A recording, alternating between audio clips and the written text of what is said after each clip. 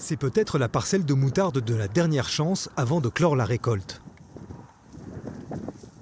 Donc là on voit que si on prend quelques siliques, on trouve des graines de moutarde qui vont bientôt être mûres. Alors on voit que les graines sont très petites, donc c'est vraiment un signe que ça a manqué d'eau. Normalement elles auraient dû être un peu plus grosses que ça. Pour Fabrice Genin, la récolte 2020 a subi les aléas climatiques, mais d'autres paramètres sont à considérer.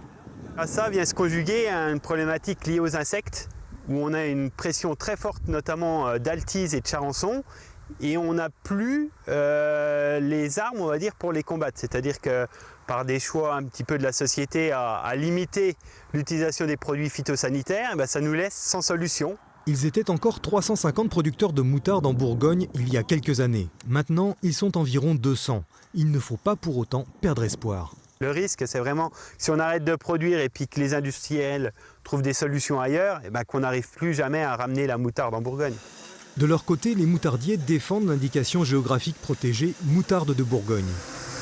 Alors regardez ici, c'est notre or noir, notre fameuse graine de moutarde de Bourgogne et qui sert à fabriquer notre moutarde de Bourgogne certifiée IGP.